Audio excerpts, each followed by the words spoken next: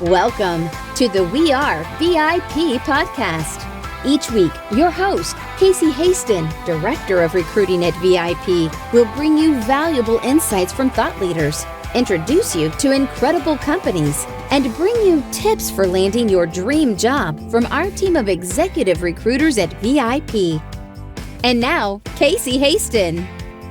Welcome to the We Are VIP podcast, a podcast devoted to adding value to your career or candidate search, brought to you by VIP. I'm your host, Casey Hasten. I'm an executive recruiter, director of recruiting with VIP, and your all-around hiring guru. I am so excited to each week be able to bring you thought leaders and best-selling authors and people that are just going to do what they can to help you find a more fulfilling life, if that's what you're looking for. So today on the show is no different. Today on the show, I'd like to welcome Pete Devenyi, author of Decoding Your STEM Career, consultant and speaker. Pete has held senior technical executive positions at large global companies such as RIM and Dematic, leading hundreds of technologists around the world. His goal has always been to develop great products that leave a lasting impact on society. His book, Decoding Your STEM Career, has earned the title of one of the best sellers, chosen from Business Experts Press's vast collection. Thanks for joining us, Pete. Oh, it's great to be here, and thank you for having me, Casey. Absolutely. And so, where are you hailing from today? I'm in Toronto. Yeah, I wish I could turn my screen around and you could see the beautiful skyline here, but I was a bit concerned about the lighting and the shadows, so you'll have to look at the blank wall instead, unfortunately. I have one of those when I'm in my at-home studio too. It's just literally a blank wall and a little bit of a door frame, So I totally get that. Well, thanks for joining us. And I think the reason I asked that question is because, this Zoom and all these other technology tools, they've brought us all so close together, right? Like you and I have never met in person, but through the power of technology, we were able to meet today. Yeah, we can, and it's, as we all know, no different at work. Sometimes I fear that we lose a little something through it, that closeness, the friendships, the camaraderie, and even the innovation that comes with just being face to face with people. But the tools at the same time are amazing, and they're becoming, increasingly similar and close to real life interactions and what you can do. But I think we all have to learn how to use these tools effectively. And I'm so glad you said that, because I normally, my first question that I normally ask is, how did we get connected? And for us, ours was not necessarily a relationship-based connection. It was your media company reached out to us and said, hey, this might be a good fit for your podcast, which I believe is Fin Partners. And we were like, oh, that's great. But I want to kind of go back to what you just said, because during the pandemic, there were a lot of organizations that had to pivot, like especially networking groups, because, I really want people to know that first and foremost, networking is the most important tool for your career. Right? Would you agree with that statement? Oh, absolutely. Absolutely. Yeah.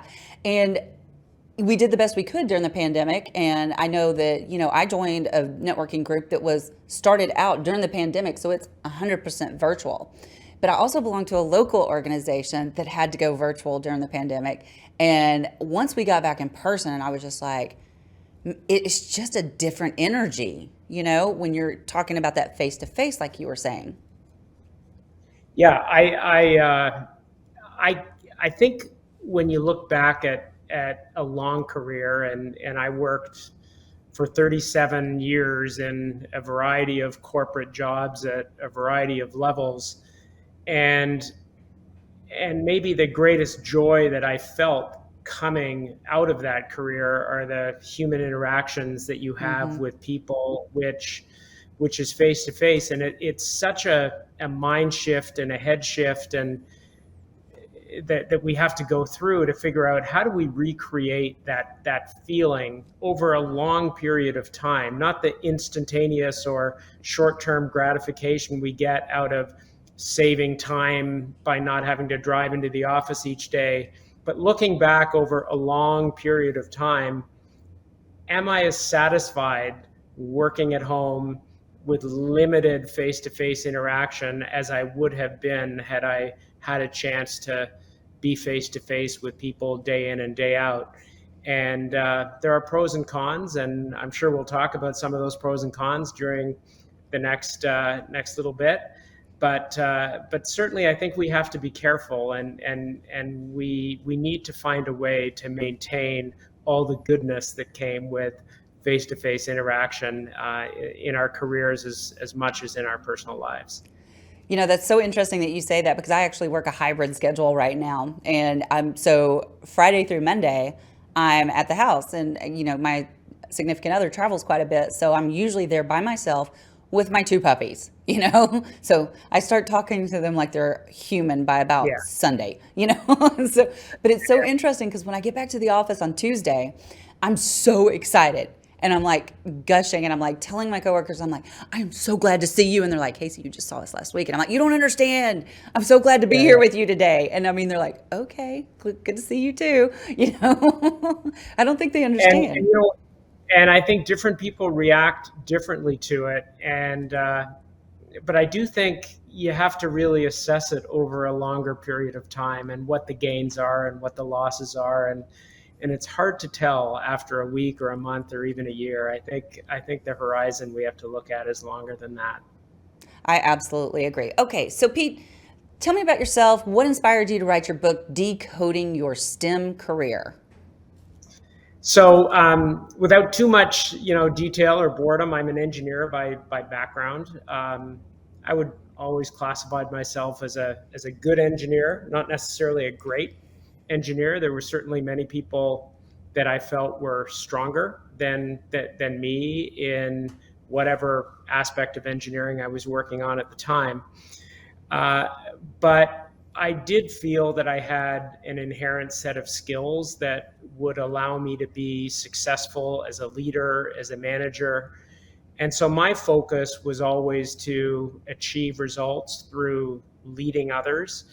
But I also knew that to do that effectively, I had to maintain my technical skills through the process so I could relate to everything others were going through, and also build up a set of soft skills, which included communication skills, all sorts of other leadership skills that I talk about in the book, including remaining humble, including being nice and helpful, including putting the team ahead of your own results, including watching out not to lose your temper, and how to remain calm even in the most high pressure situations, and on and on. I tried to distill these down because I do believe there is a basic recipe for success, and engineers and technology folks are an interesting audience to focus on, because so many of them focus so hard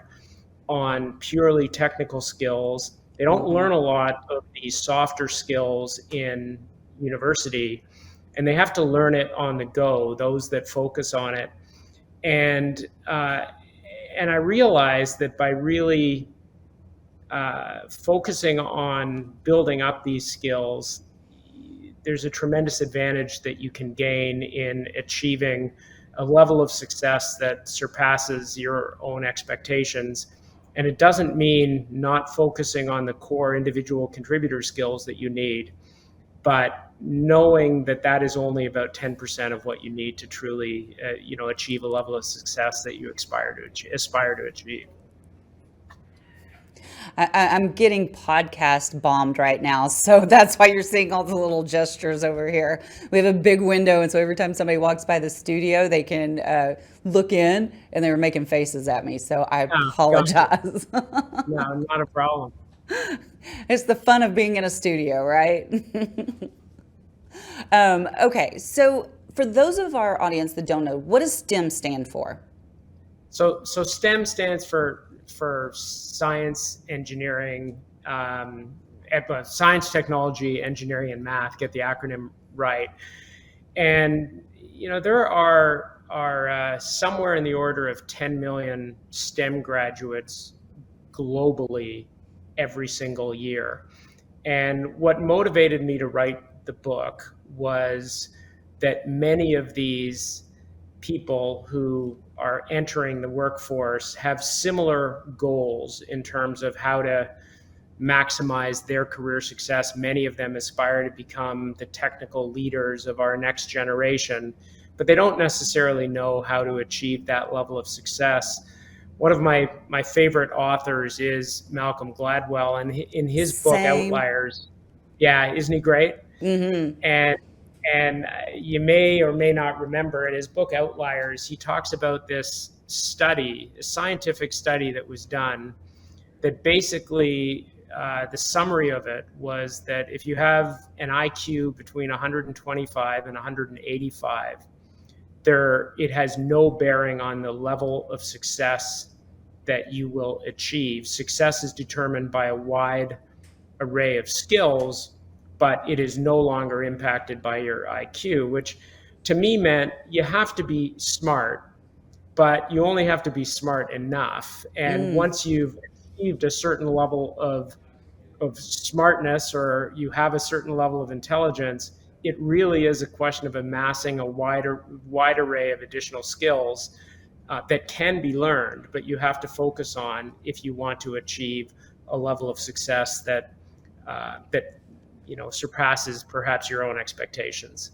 That is so interesting. I did not remember that in the book about the IQ. And I love what you just said, because, it's interesting because, I know people that are Mensa certified, and they're not any more successful than me or other people that I know, right?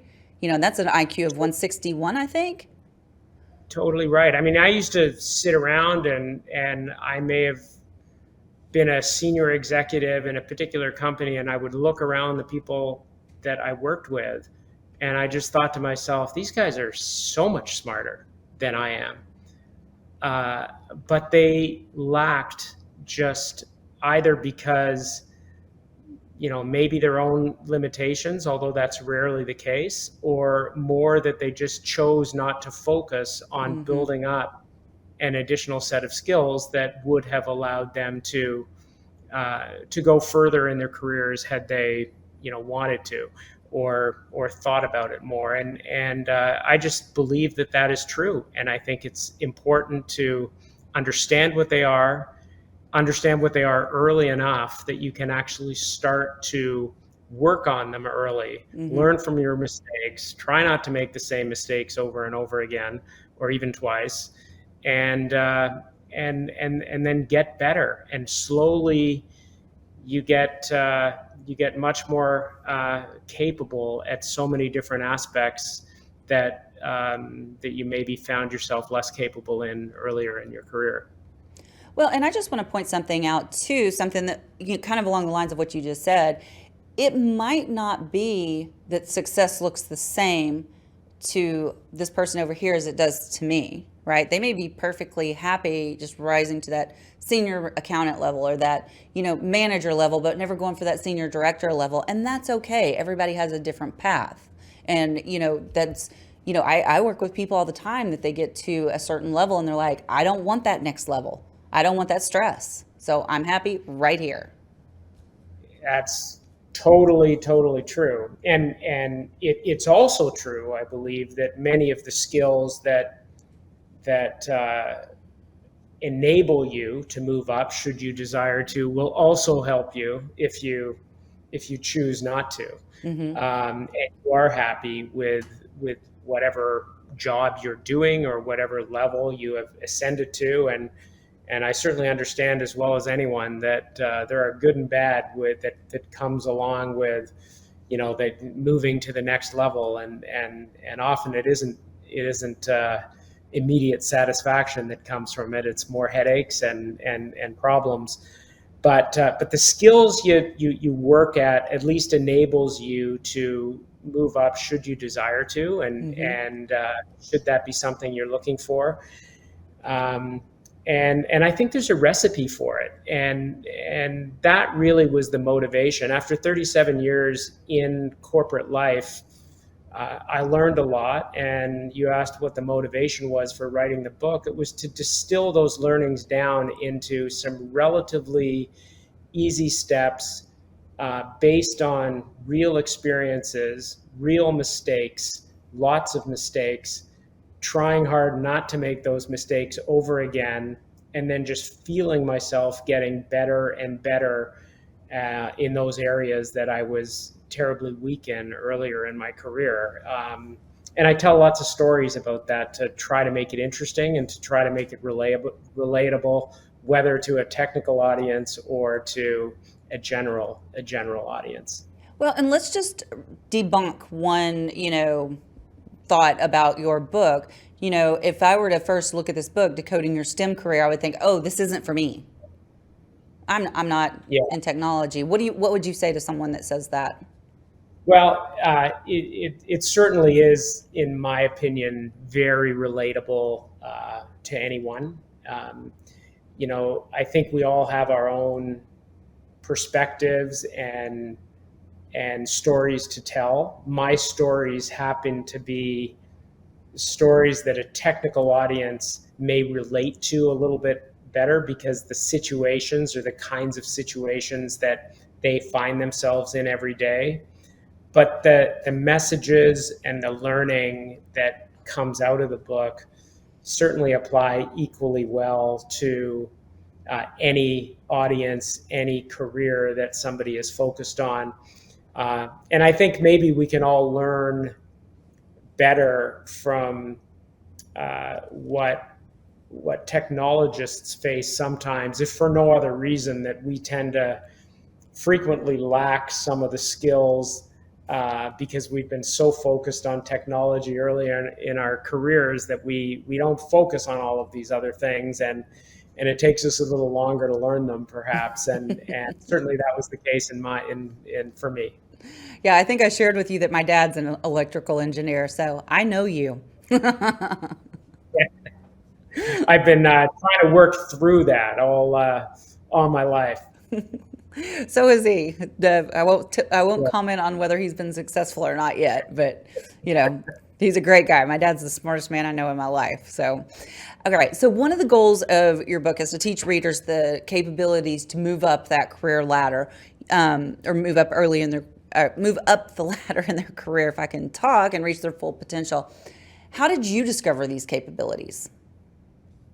Well, for me, it really was on the job training, and as I mentioned earlier, I was a good engineer, maybe an above average engineer. I wasn't the best, but I knew I had certain skills that others didn't have from a leadership perspective. So I was fortunate that I worked at IBM early in my career, and IBM was maybe the best company on earth at the time to help train you in all sorts of avenues of work and build up the skills that were naturally missing. So communication courses, leadership courses, no one did it better than IBM at the time. So I got on that train, if you will, and stayed there for about 10 years or so until I realized that I wasn't going to achieve my own definition of success for myself at IBM. And I branched out and went to really, really small companies, mid-sized companies, super large companies. And at each one, I slowly started to discover a new set of skills that I wouldn't have been able to learn at any one of them alone. And I made a ton of mistakes. And honestly, I mean, it sounds, you hear that all the time, that that, oh, you learn better from your mistakes than you do from your successes, but it really is true. I mean, if you take those mistakes as learning opportunities, and then focus on getting better at them and focus on not making the same mistake over again, eventually you get good at it. And that was the case for me. And over a long period of time, I got good enough at a broad enough array of skills that I felt actually compelled to write a book about it and to help others figure out how to do the same thing. Well, a couple of things I just want to highlight what I heard you say was that number one, you took advantage of opportunities for growth that were available to you. And I think a lot of people don't, take that initiative or don't even know that that's out there, that their company offers that to them. So, I would encourage people out there to ask your company what they're doing to help you grow, to help you improve, outside of your normal duties. How are they helping you? Are they going to provide a coach? Are they going to let you take additional classes? What are they going to do to help you continue to grow? And then the other thing I heard was that you were really not afraid to take a chance and fail, but also to make sure you learned from that failure. And so I think those are some really important points. Absolutely. And as a leader, and whether it was someone that was a leader of mine or whether I looked at myself as a leader, we have to realize that your job in that capacity is to help others succeed and grow and achieve their maximum potential. And as an employee, if in your gut or you feel that that's not happening, you have to listen to your gut and either figure out a way to make that happen wherever you are. And that's often the best move. Maybe there are stretch goals that your manager or your leader puts before you that you can grow from. Maybe it's another job within the same organization, or maybe it's time to move. But one of my favorite quotes is listen to your gut because it knows what your head hasn't figured out yet. And when we get that uncomfortable feeling, it is time to act. It doesn't have to be a major move, but think about it. Think what it is that is missing from your current job and how you can make it better. And don't be afraid to take a chance. I've always found that even if the first move after you take a chance doesn't work out, and certainly for me, sometimes it didn't, it did always lead to some other place that itself led to another place that eventually led somewhere good and better than where I would have been had I not taken that initial move. Yeah, I think that probably, and I love what you're saying there, probably one of the things that holds a lot of people back from success is just that fear to take that step you're talking about. And you're right. I mean, you've got to be able to take that step, and it may not be the step where you're going to land, but it might lead you to the next step or the next step. And that's what we're looking for in our careers is, finding that next step, but also knowing when is it, if ever, enough, but. Yeah. And I think that gets back to listening to your gut again. Listen to your gut doesn't just mean move up, move up, move up, move up. It also means I just realized I don't want this anymore. I'm not happy doing what I'm doing, but I need to make a change, and I need to make a change in a different direction. I think when you do take a chance, the most important thing to do is to have a sense of what it is that you're looking for, and try to find a new opportunity that is as close as possible to that. You won't know for sure, but at least you've set some sort of a direction for yourself. And if that didn't quite work out, you can always navigate your way around and get a little closer with the next move. I love that.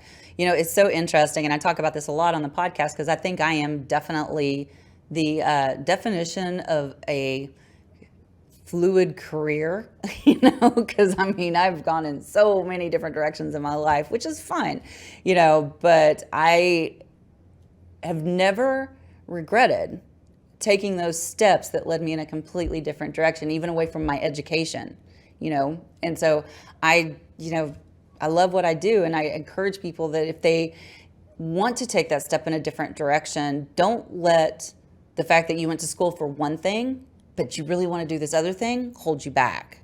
Would you agree with Yeah, that? I do. And the fundamentals are important. If I look at my career, I started out developing computer systems, hardcore computer engineering work. Uh, and then over time, I got a whole bunch of other opportunities, still engineering related. The fundamentals were the same, but I honestly didn't know anything about the industry that I was getting into. I moved into telecommunications at BlackBerry, building software for mobile phones. And then I moved into logistics, where we were developing delivery systems for how to effectively deliver products to doorsteps. And then I got into warehouse management and automation and robotics. None of these things were similar technologies, really, but down at the very core, uh, they had some similarities. I learned how to learn over time. But what transcended everything else were the leadership skills, the communication skills, the desire to achieve something significant, the ability to bring a team together and as a team accomplish something substantial, which ended up outweighing kind of the underlying core technical skills, which I always focused on building up so that I was credible. But I never had to be the best at those things. I had to be, a really, really strong communicator and leader. And when you focus on those things, it allows you to move from, one industry to another industry with relative ease. Well, and we mentioned something earlier about, the technology and how it's, the face to face. There's just no, you can't replicate this in online settings, right? But I am curious if there's anything that you thought that was positive that came out of being part of a remote workforce, or, even the hybrid. What do you see that's come out of that? Well, there's two huge positives. Number one, people like it, right? People like the flexibility of working from home, of not wasting an hour, 2 hours, 3 hours a day, on the subway, stuck in traffic. It's here to stay, and it could be a hybrid environment where it's a couple of days a week in the office and 3 days a week at home. But I think the other real benefit is, as a company, you can hire the best people. No longer are we limited to only joining a company that is located physically in our city. In many jobs, you can happily take it, despite the fact that everyone else is remote and often located in a different city or a different country. So it allows corporations to start to hire the best people, as opposed to the best people that happen to be located in their geographic area. That being said, it's also important to overcome the limitations. I think it's harder to innovate. It's harder to think out of the box. It's harder to get those coffee maker discussions happening.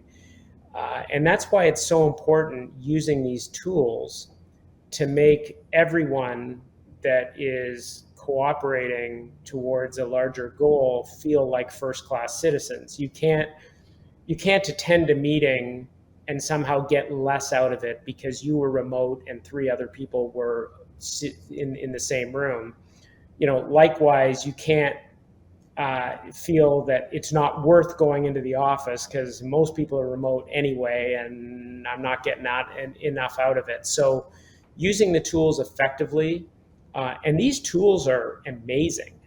What Teams and Zoom and Slack and are capable of doing. Frequently, people don't know how to use them effectively, so we're not getting everything out of them that we can. I mean, think about things like coffee maker discussions. It's okay to say there's a meeting set up. It's a 1 hour coffee maker discussion. If you happen to be free, join in, and we're just having off the cuff conversations. You can pop in and out just like you would pop into the kitchen at work and have an off the cuff conversation with somebody that happens to be there. We need to be doing those things to try to get as much out of these remote tools as we naturally get out of face-to-face discussions. But often people don't think about it. And I think it takes leadership to really drive that as much as possible. You know what? I think that is probably the best idea that I have heard when it comes to remote work and remote teamwork, having like a virtual coffee, where you can just pop in and out like you would. That is brilliant. Well, thank you. I'm not sure it's brilliant, but I appreciate it. I love it. The one I remember, I ran software at RIM, BlackBerry, for many years, and I remember one of the sort of greatest innovations we came up with from an enterprise software perspective at the company just came out of a kitchen conversation that a young woman had with me, telling me about this work that she was doing on her own time. I thought it was a brilliant idea. I gathered a whole bunch of people together to review what she had done.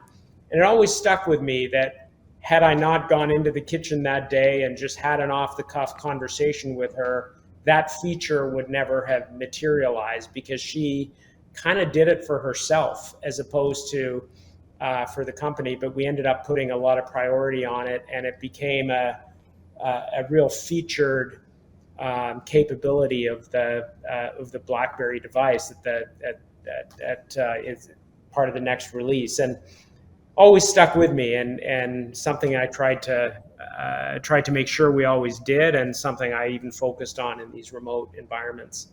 I love that. Well, we are about to the point where we wrap up our show, but of course, I have to ask you our VIP questions. And I'm curious to see, because I think you're the first engineer I've had on the show, to see how your brain wraps around these questions. So, are you ready? All right, I'm ready. Okay. If you were chosen to be one of the first colonists on Mars, what 3 things or people would you take with you? Wow. So, that's an interesting question, because that is not me naturally. I mean, the thought of me, going to being one of the first colonists on Mars, frankly, doesn't appeal to me. And I think it doesn't appeal to me because I'm a people person and a family person, and I can't even imagine sort of going so far away and being away from people that I care about so much and like to be with. So my wife, of course, I'd have to bring my wife with me, and I hope she'd come with me. So she would keep me sane and grounded at the same time being there. I would hope if there was a colony set up on Mars, there was a great set of communication satellites that were set up, and we were able to communicate with people back on Earth. So my phone, my laptop, ability to keep tabs on what's going on in the world would be critical to me. And lastly, I'm a bit of a golf nut. So I would hope if we got to the point where we had a colony on Mars, I would also be able to bring my golf clubs up there. So I could, if nothing else, keep practicing and getting better. I've become quite addicted to it, so I'd never be willing to give it up. I'd be curious to see what happens when you hit the balls. I don't know, but but I would imagine there would be some sort of a dome that we could build there that had, Earth level atmospheric I'll say, pressure here's the in there. engineer kicking in. Exactly. So an indoor golf dome, I'm sure they could construct. What if you for broke me. the dome? Oh, well, Hitting your golf balls. I don't. Yeah, well, there's got to be kind of Mars golf balls or so that don't go that fast or aren't that hard. That could be a whole rabbit trail right there all by itself. So, okay. So what's one thing you do each morning to set your day up for success?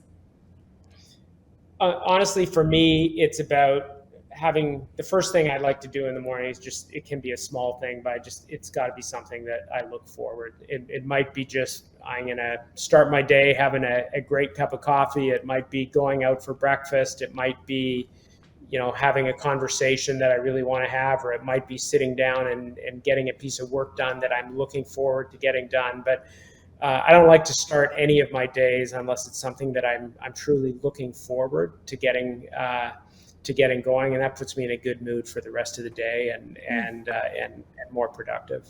I love that. Doesn't make you dread getting out of bed, huh? Exactly. I love it. So if your life's work was being summarized in a news article, what would the headline be? Headline, I don't know, but I would say that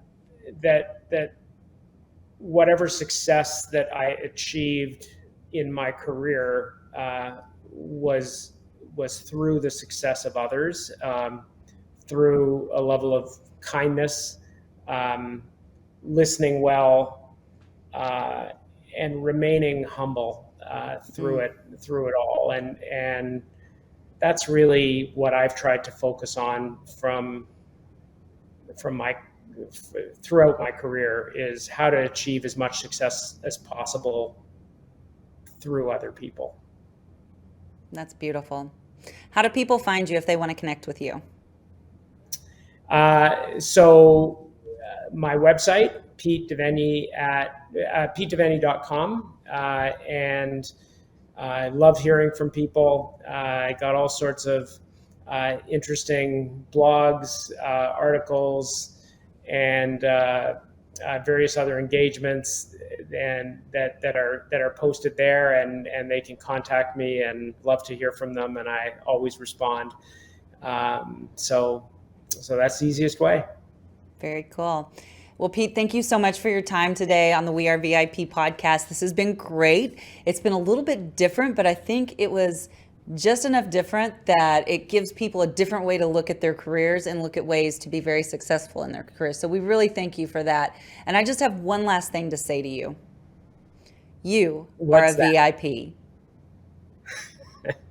As are you, and thank you so much for the opportunity to be on the show. I really did enjoy it, Casey. I thank you very much.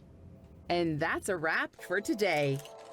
Join us next week here on the We Are VIP podcast.